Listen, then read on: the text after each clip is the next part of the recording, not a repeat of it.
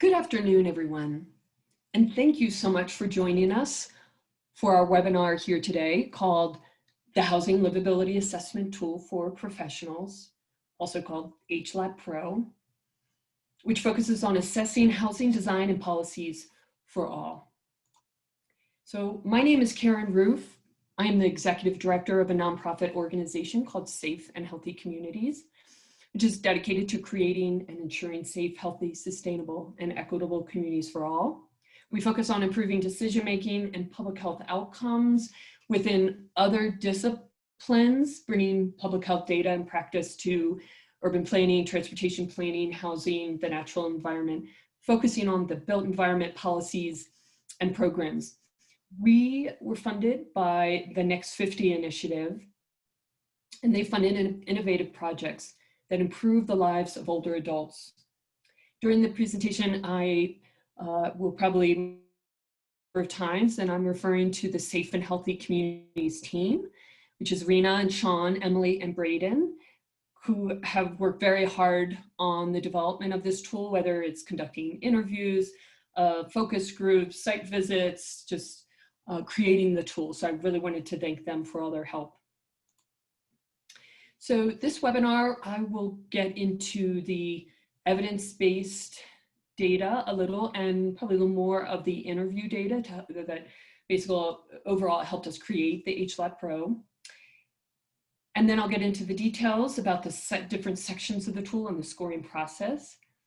Some next steps for the tool itself. We do have, after this part of the presentation, a question and answer time. And I want to thank Sean in advance, who's going to help us with helping answering the questions and just kind of coordinating the questions that come in. So thank you, Sean. We, during the presentation, we have a number of questions, like quiz kind of fun questions.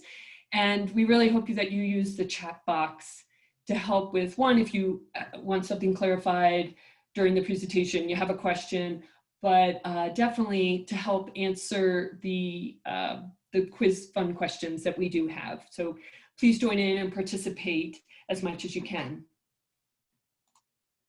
Okay, so aging facts, just really quickly wanted to touch on this. I think most people know that not just Colorado is getting older, the population's getting older, or the US, it's the world is shifting to be older. So generally about 10,000 people in the US are turning age 65, and generally projected by, actually it's 2030, is similar data in 2040, there'll be about 20%, 1 in 5 will be age 65 plus in Colorado, and in the US about 22%. And that compares to 2019 data, which is in Colorado about 14.5 and 16.5 on average in the US.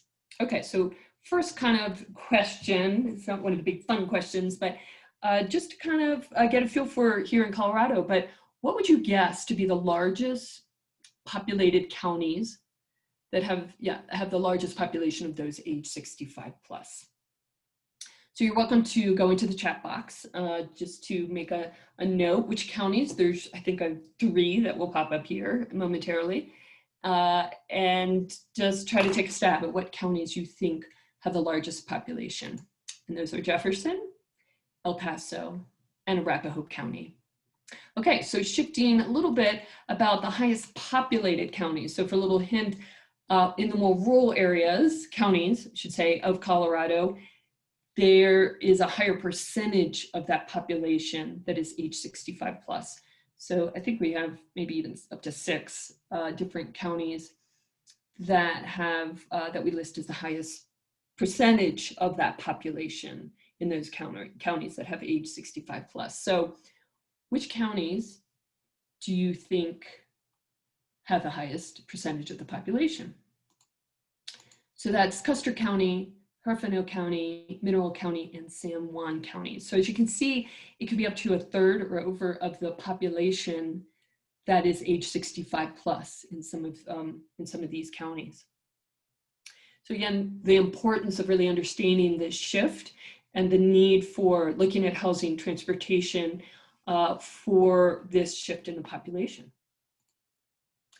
Okay, very broadly, just wanted to kind of give an overview of really the purpose of this tool and the overall goals around them. So for the H-LAT Pro, it is a comprehensive tool, we'll get into that, for housing professionals, developers, and others to assess and score the health and safety of existing housing and also plan for new housing developments for older adults, so that kind of in that design phase, pre-construction phase, using this tool to help consider many of the features around safety and health instead of trying to retrofit later. The goals are around providing housing development design guidance, which we refer to as indicators, around the built environment policies, programs to improve the quality of life for older adults, and also allow older adults to stay healthy and remain in their independent housing and reduce the need to move into assisted living or a nursing care facility. So we do want to emphasize this tool is focused on independent living, and we did most of the research, meaning the residents, I should say, any of the interviews, the site visits, pilot tests, majority by far are like residents that reside in housing authority properties in Colorado. So again, there's H-LAT Pro. We started that in 2019. Also, just wanted to mention, this year we have started working on the Housing Livability Assessment Tool for residents that we refer to as H-LAT Res, so that residents can assess their own housing facility, whether it's where they are currently living or where they want to live in the future. Can the tool help them determine where do they want to be able to live by using the tool? And then we do have an H-LAT Pro compendium document. So to try to keep the H-LAT Pro kind of shorter, concise with these indicators, a lot more of the descriptions, explanations, definitions, pictures, and any additional links to resources that can help provide context for those indicators that are used in the H-LAT Pro. So it's kind of, we were able to put a lot of that extra kind of information in the compendium document. So just wanted to talk a little bit about the process. So we, again, began with reviewing the existing research that's out there. So a lot of the literature around geriatrics and planning and older adults and housing, of course, for older adults. So a lot of just general looking at peer review journals, et cetera. We also looked at what existing tools are out there. There's, and I'll talk about those in a little bit more detail, but there were tools out there that helped with older adults or maybe housing, but not specifically for older adults, that were very helpful in the creation of the tool. What was also extremely helpful, and I'll talk about that in more detail, is the resident interviews and staff interviews. The majority by far were residents, and then a few staff were interviewed, and then we conducted a few site visits to really help fill in really the gaps. So either support what we learned in the literature, and also actually some information that was not in the literature, and I'll get into that. And then this year we started pilot testing the tool, the H-LAT Pro, and which was extremely helpful. In fact, we just did an update to the tool based off of a couple recent pilot tests that really helped us hone in on some of the indicators and add some more definition or take some out, et cetera. And all that, just saying now, is that we do have that up on our website at safeandhealthycommunities.org. And actually it's at the very top of the main page. We put the tool up there, so it's easy to find. So welcome to download that tool, and we hope that you do. Okay, I'm just gonna touch on this a little bit more detail. So as I mentioned, the evidence-based research in the different types of disciplines, and definitely focusing also on the emotional and physical and cognitive health of older adults. There were a number of existing types of tools out there, like from AARP and HUD, talking about universal design and ADA type of compliance. We dug into that quite a bit also. The site visits we conducted for the pilot test, we conducted at older adult facilities, as I mentioned, really housing authority properties. And we did look at, tried to get a little bit of diversity about the housing facilities themselves, whether it's older type of properties versus brand new ones. And we mainly looked at the Denver metro area, and we did a site visit and met with staff up at Loveland. And then we have also a few that we hope to do more out in the rural areas before the end of this year. And then lastly, in the interviews themselves, there's about 41, and we hope to actually do another 30 between now and the end of the year, and we're starting to set those up. But in the first year, we did about 22. There were 15 that were part of another project we were working on at an assisted living facility that had an 1.5 acre property. And we dug into the research around outdoor space and conducted a number of interviews. And we conducted 15 that helped us a lot about what entices older adults to come outside and stay outside. And then this year so far, we've done the 4. And as I mentioned, we're trying to get to 30 by the end of this year. And again, mostly are with residents, and we're basically asking them questions. What do you really enjoy? What do you really like about your property throughout? So it could be the common spaces to their apartments, the outdoor space, and what would they like to change, if anything? So a little bit more about the research side of things. I'm just going to talk, a lot of this looks pretty straightforward. And I think the only one I'll highlight in particular is the enriching environments. This is really interesting research that I can talk another time in more detail, but it's really fascinating. But just how do we think about these type of properties for older adults and those with disabilities, how to enrich those environments, that there's research to say that not only can we maintain cognitive health, but we can improve cognitive health, whether maybe examples would be artwork on the wall, interesting artwork on the walls, and an effect of nature is also helpful. But in the enriching environments, it's also about certain activities that are very cognitively stimulating. So for older adults, it might be, they've looked at quilting, playing cards, puzzles, all those kinds of things that have come up in the research. Okay, so just broad overview of the interviews. There was, again, some that overlapped with what was in the literature. And what I'll highlight here most, certainly the access to nature and the outdoors and services. And I think the ones that stand out the most are the bottom 2, which is being part of the decision-making came out a lot in the interviews, and need for good management. So if there's actually one kind of grouping of data back from the interviews, one particular category theme is management. So we actually added a section, management and operations, because of the interviews. But again, a lot about wanting to take part in the decision making that was going on at their housing property. A little bit more about the interviews. So areas that they talked about improving here on the right side, more outdoor furniture. So we did learn maybe at some properties where there's 50, 70 some people, there just might be 2 benches outside. So really trying to focus, people really talked about wanting to be outside, but there really wasn't a good space or areas or the furniture itself to be outside. Installing grab bars in bathrooms, installing handrails in hallways, higher toilet seats, visible and large signage. So people mentioned, and actually just looking at the research, need to really focus on black, white, very contrasting colors, not fancy type of font, more the Helvetica, those kinds of things. Certainly, larger than 12 font for any kind of signage so that they can see those better with aging eyes. So communication about changes at the facility, again, that kind of part of not just decision making, but even just communicating about changes. So we had things that like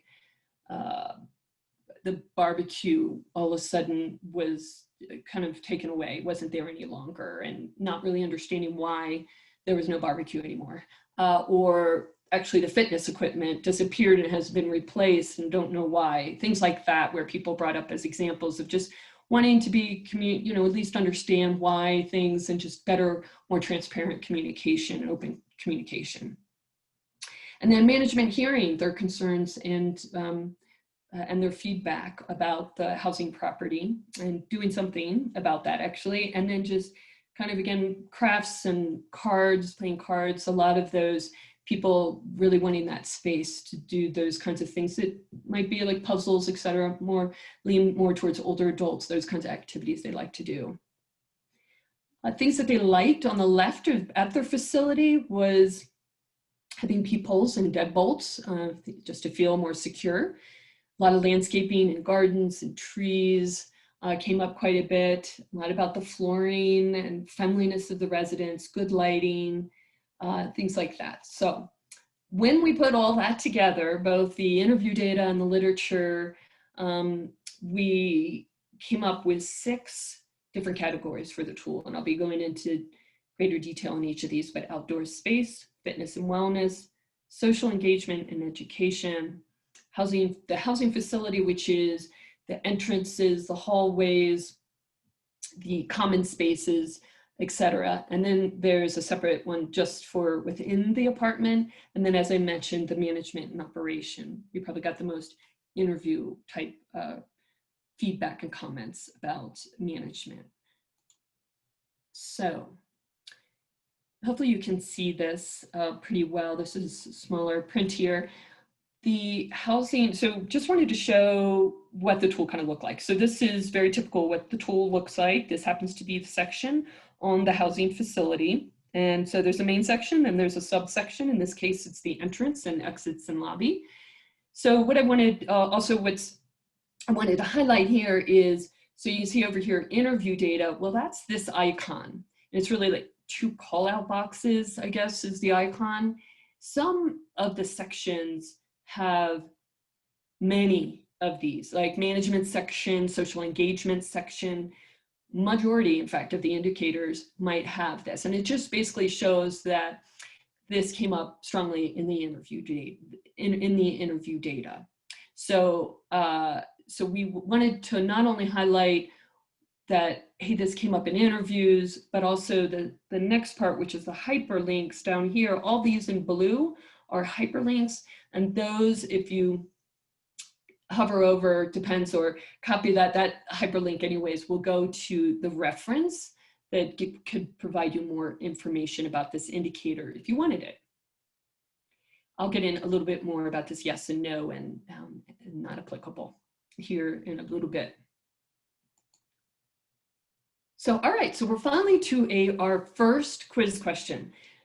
So I'm gonna provide we put these quiz questions together for each of the sections. So we're first gonna talk about the outdoor space. And the first question is, how much time is needed to reap the health benefits from being outdoors? So again, if you could go to the chat box, and these are this one actually does have some options. So it's either 10 minutes, it's 30 minutes, or 1 hour or more to reap the health benefits from being in the outdoors.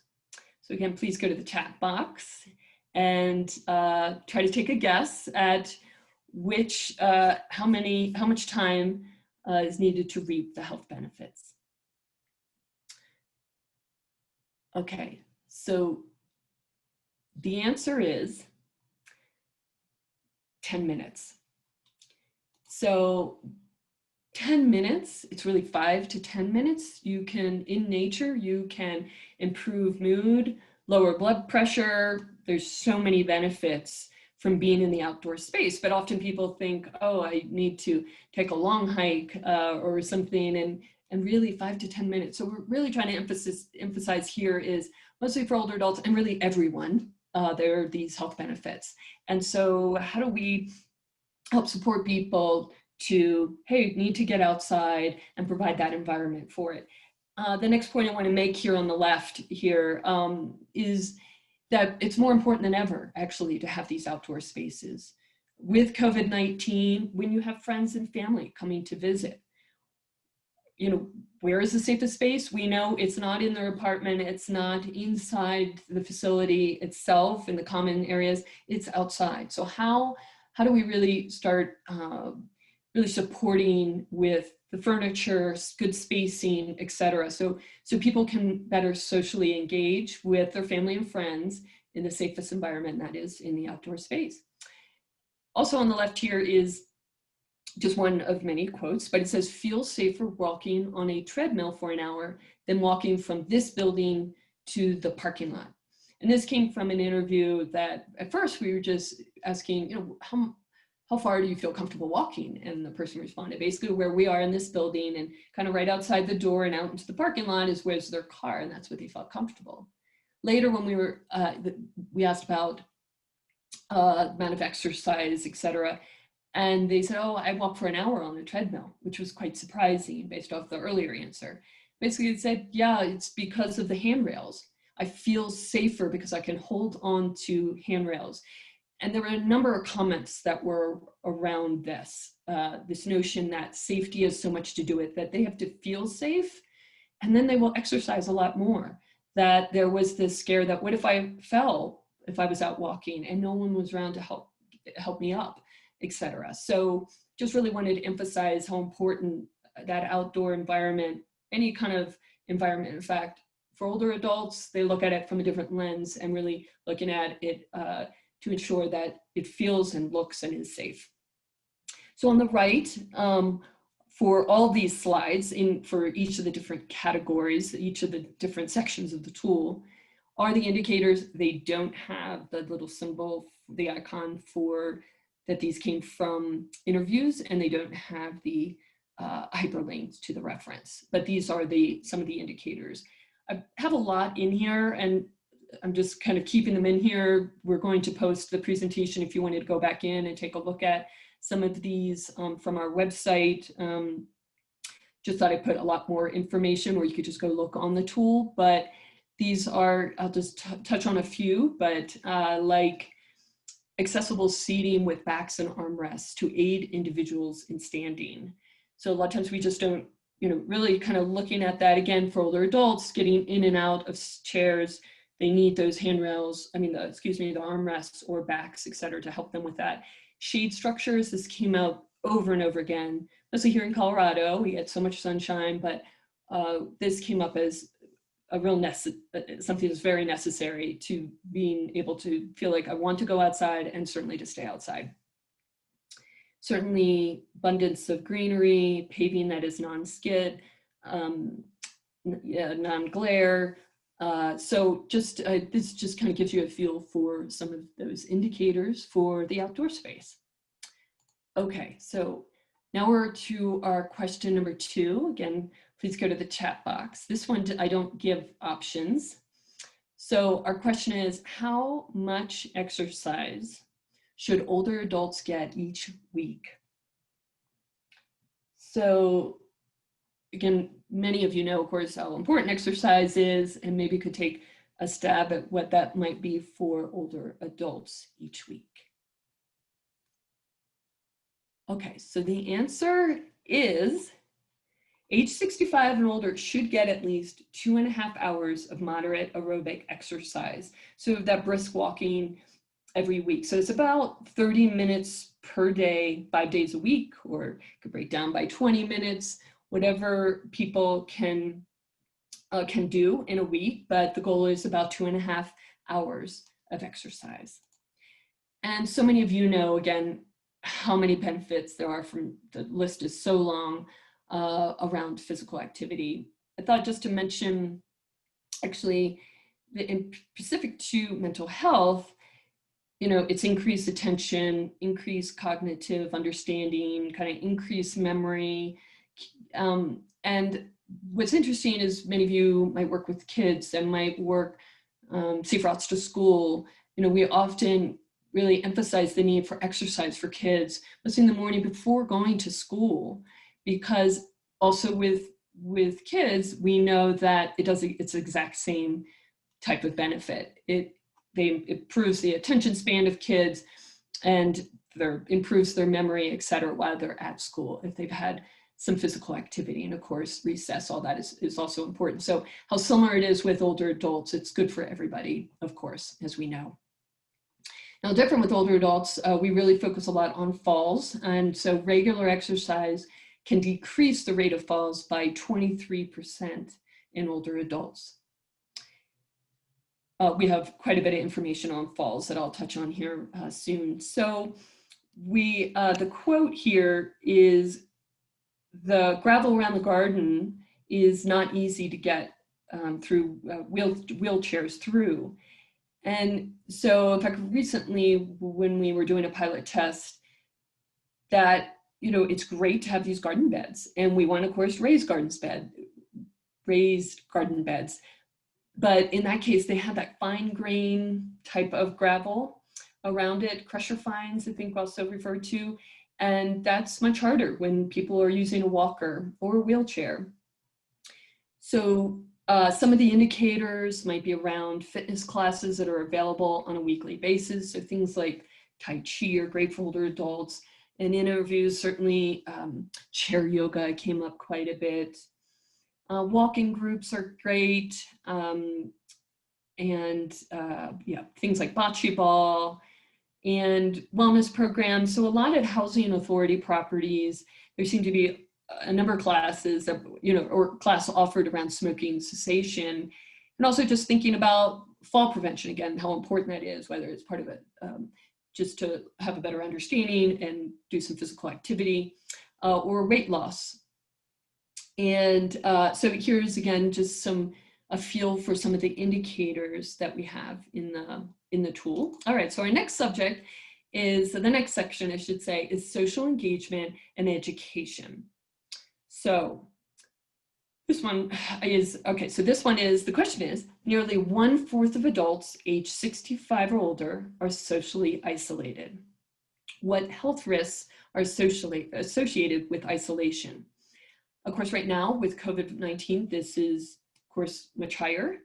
But what do you think? I was actually very surprised by this information. Again, please go to the chat box and let's see some of your answers. What do you think? And there's a few answers here. I think I will be providing at least 4 answers of what are those health risks associated with folks being isolated. So the first answer is 50% increased risk of dementia. And this was very surprising to me. And the other is 29% increased risk of heart disease, 32% increased risk of stroke. And then of course, higher rates, as we would guess, of depression, anxiety, and most unfortunately, suicide. So social engagement, there's so much to this, again, more challenging here in COVID. And in fact, our questions that we are asking as part of the interview this year, we've added COVID-19 questions, just to find out how COVID is impacting them within their facility.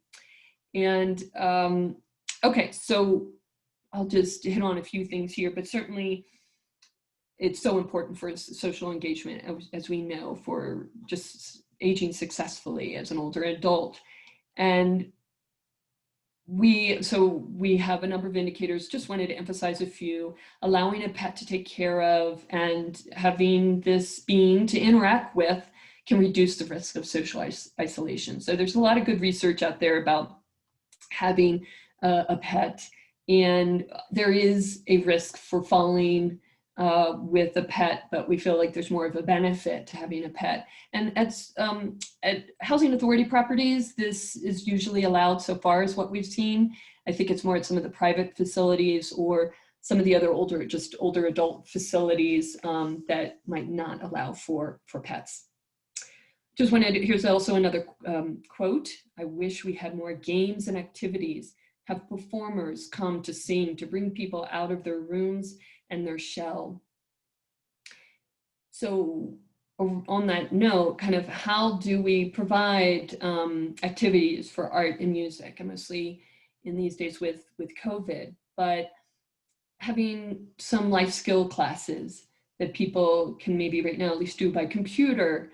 So learning computer skills though, or healthy cooking, how do you bring people together still in a larger space to be separated, but how important all this is, or social type of activities, again, crafting and quilting, photography came up, book clubs, and gardening is very important, and it is a better space. Probably being outside again is safer, and other types of hobbies that older adults like to do.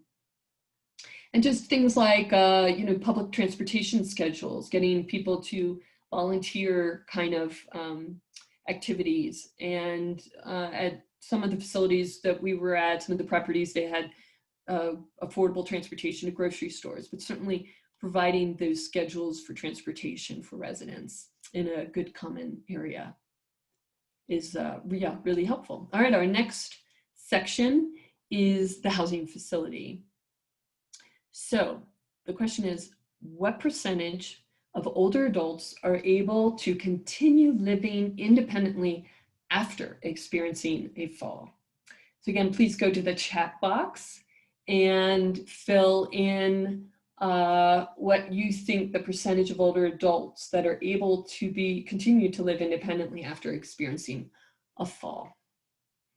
Okay, so the answer is 22%, which was very surprising to me. So it dropped significantly. I mean, that's a very low number and now again, emphasizing the importance of the design of facilities to reduce falls, having that physical activity for folks, which is so important for reducing falls. But again, the slip resistant flooring or the handrail down a hallway, et cetera, just to make sure we can really reduce that possibility of older adults falling or anyone falling. Okay, so in this section, we do talk about handrails. So what was really interesting in this second bullet here on the left, older facilities had handrails along both sides of the hallway, while many newer facilities had no handrails at all. So basically, this was one of many things that we were really surprised. Going to an older facility, we just kind of thought, it wouldn't be as safe, et cetera, as these brand new facilities. And sometimes that was not the case. And when it came to handrails, what we recommend in the tool is at least to have handrails on one side of the hallway. This came up that people say mostly in the middle of the winter, they really like to walk down hallways. That's how they get their exercise. Some people said that that they've had surgery, whether it's knee or hip, et cetera, and other types of surgeries, and that, coming back and being able to heal, that they're less steady on their feet, or sometimes when they've gotten a new type of medication, they're less steady on their feet and would prefer to have at least, have a handrail to feel more secure getting out and walking down the hallway. One of the quotes says, would like an on-site 24-hour manager because it's their home too, and not someone that leaves at 5 o'clock. This came up a number of times where at some facilities there used to be somebody that was their 24-hour type of manager that, was basically also a resident there. And they really liked that and felt, that person was also knew them well and would look out for them. So some of the indicators on the right-hand side in the box, something extremely important, and we think that this is happening, but sometimes it is not the case. And that is having the addresses be very large numbers and be illuminated and very visible from the street. So really making sure how well can emergency responders, et cetera, how well can they see and be able to get to this building as quickly as possible. Front door staff can visually see entrance lobby area for security. And a lot was, about security. And just kind of fire response by police authorities, et cetera.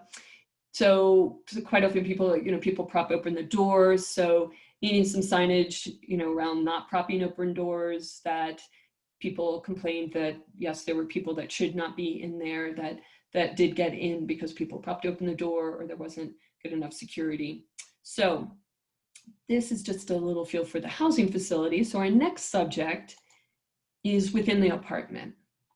So this question is, what is the most dangerous room in a home related to falls? This one you might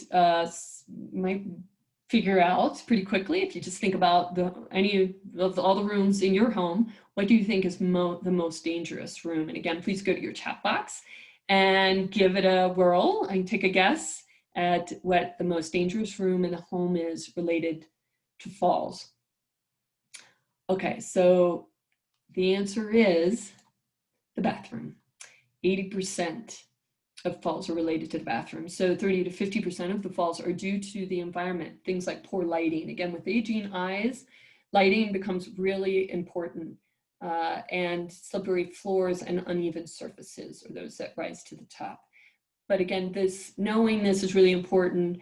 Having those grab bars near the toilets, having grab bars in the shower area are essential, and just really focusing on the bathroom as an area that we really need to make sure we really work to reduce those falls and think about the design, et cetera, of the bathrooms. Okay, so within the apartments, again, we did focus on the independence and people being able to have all the independence and autonomy within their apartment, and falls account for 60% of all injury-related emergency department visits. And a quote around this specific subject is, "I fell twice in my bathtub before they put in a grab bar for me." So some of the facilities, again, can't emphasize enough, there should be multiple grab bars, in fact, in the bathroom area, and certainly in the shower and bathtub area. So apartment doors, over here on the right with the indicators, apartment door has deadbolt and secure side latch or chain, full spectrum light bulbs to stimulate daylight, and certainly having good ability with windows to get natural light is very important. Having wheelchair T-turn space, kind of a 30 to 48 inch. We do get, wanted to show this as an example, that we do, where we can, we try to use exact type of measurements. And in this case, it's a turning radius within a room in case somebody is in a wheelchair, whether it's just temporary or they're always in a wheelchair. But so thinking about those kinds of specific design features, aspects to each of the rooms. Okay, so the next subject area, the next section, sorry, is the management operations. So again, this one was completely created because this section was completely created because of the interviews. So what is the rate? So here's your quiz question. Again, please go to your chat box and try to answer this question, which is, what is the rate of bullying for older adults and in communal settings? So we often talk about bullying in schools, but there's actually, this is something I learned actually in a number of the interviews, both with staff and with the residents, about bullying being such an issue. So again, what is the rate of bullying for older adults in communal settings? And the answer is 1 in 5 older adults experience bullying in communal settings. And in fact, there's a book about older adults, and they refer to this as an epidemic, which is so surprising to me. But again, sometimes some of the reasons they give that when people, when they're older and they really don't have anything, the decision making, all their decisions are being made for them, that this is one way that they kind of take control in their life. So really important to understand bullying and the serious problem of it. And so we do address that a bit with policy that I'll get to here. So for this section, I'm just going to read some, there was so many great quotes specific throughout all the interviews, but a number related to management. So communicate with us at our level to ensure we understand what changes are being made and why. we often feel like we are kept in the dark about important decisions being made about our housing. Good management is the most important thing. It impacts how everyone gets along and our happiness. There is no resident council for us, very few activities, and no evening activities even before COVID. Residents need a way to have more input into decision-making at the facility. So the indicators are on the right. Now, what's a little different about these indicators, most of the others go to a reference. Sometimes the hyperlinks actually go to examples at other facilities. So an example would probably be actually the one at the bottom here. Management has policy ensuring equity and diversity of residents. Now, some people say, oh, we have the fair housing. We followed fair housing law. And we say, oh, there should be a specific policy around this. And so this one actually, I believe, goes to Loveland, example of Loveland's policy around this as an example for others, maybe to work with their residents about whether you want to change that in some way to be more applicable just to your facility, or just to adopt that policy with the input from residents, etc. So so back up to the top, like residents have a copy of HUD rights and responsibilities, which we then, so this does go to that link goes to the HUD rights and responsibilities, but we just really liked how clear they were laid out. And there are things like residents to know they have the right to file complaints with management, owners, or government agencies without retaliation, harassment, or intimidation. Most of the time, and I'll just read the next one, residents know they have a right to organize and participate in decisions regarding the property and their home, like having a resident advisory board. And yeah, it seems there are a number of resident handbooks that, it's a good way to compile everything together, and that residents certainly receive a copy of that. And certainly what's great is kind of with residents go back and revisit that handbook and think about how things might need to be revised, etc. Last one I'll mention, again, there's a number of things about hoarding, policies or training around hoarding, etc. But this one is clear policy and posted signs for no bullying or aggressive behavior allowed by staff or residents. I did put we did put a couple slides in here because there is so much related to this, but I won't go into too much detail. Again, resources for reporting elder abuse are posted clearly, kind of in some common space. What's interesting on this first one, actually, I will emphasize, this is one, and this will go to, so I can say this came from Denver Housing Authority. There's a VITA as a new facility, and they have, this is the first time I heard about this, but they provide incentives, it's basically in form of points, to participants who participate in different activities at the facility. So it might be the resident council meetings, and if they participate in those or other types of meetings, they get these points, and then the points can be used to get things like bus passes or things for their apartment, etc. So we thought that was a really creative way to get to help support and incentivize residents to participate in the different meetings, etc., that go on at the facility. So I'll probably just leave, as I mentioned, hoarding issues came up, and that's an issue more with older adults, and just again about the training of staff, understanding issues specifically to older adults, etc. So that is the management and operations, and I will just shift here to final scoring.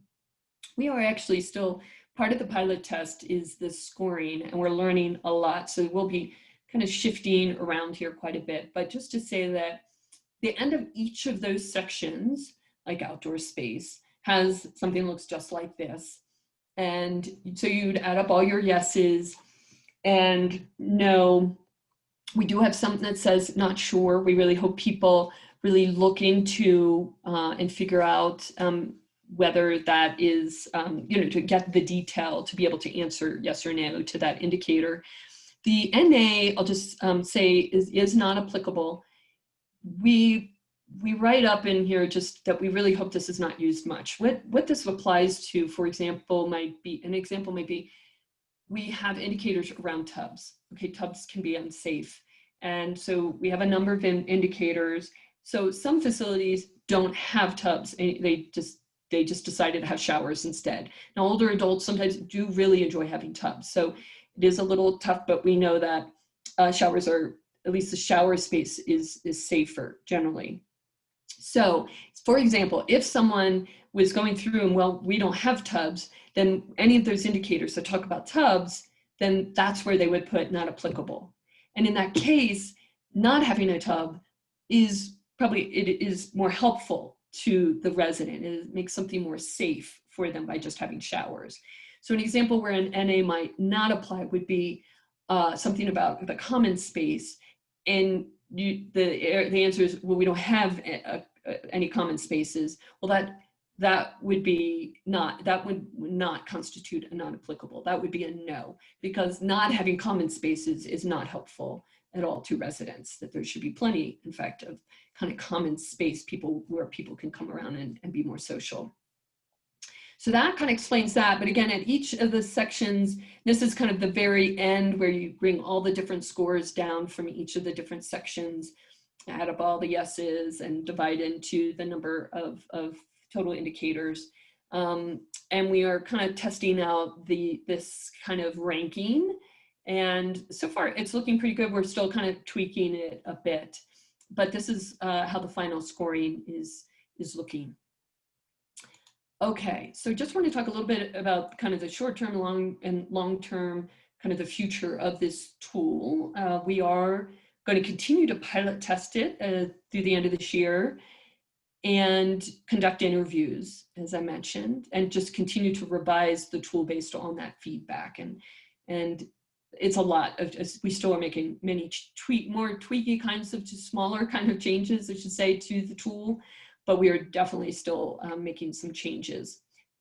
Creating a tool specifically for older adults for residents, as I mentioned, we're still working on that, the HLAT Res. And in fact, part of the interviews that we are conducting through the end of this year have there's a section, a few questions where we're specifically saying, giving examples of what's in the resident tool to see how they like the layout and understanding of it, et cetera. So we're continuing to improve that tool also.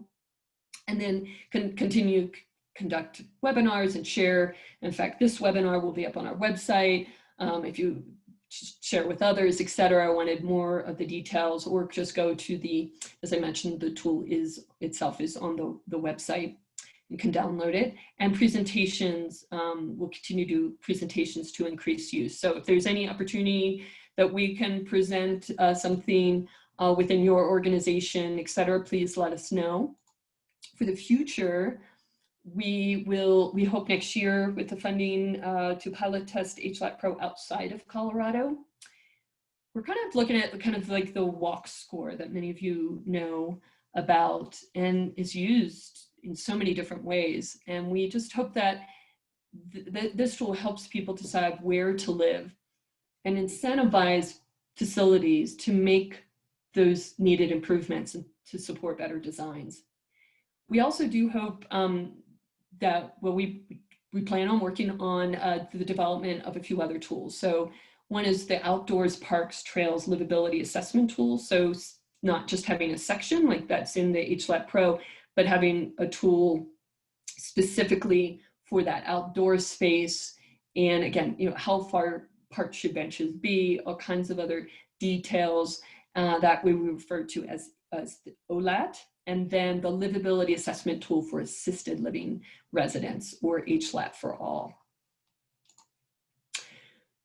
So I want to thank you again for joining us so far in this webinar. That's my name and contact information. You're welcome to call if you have any information to help with what you're working on, that we could collaboratively work on this together. We'd love to know that. Again, you could just go to the safeandhealthycommunities.org website to look at the tool and any of the other work that we're doing. And we do have a social media out with Facebook and Twitter and Instagram and LinkedIn. Okay, so with that, I want to just thank everyone again, and now we're going to switch over, and Sean's going to help us with the question and answer period. So again, thank you so much, and we're looking forward to answering your questions. Thanks so much again.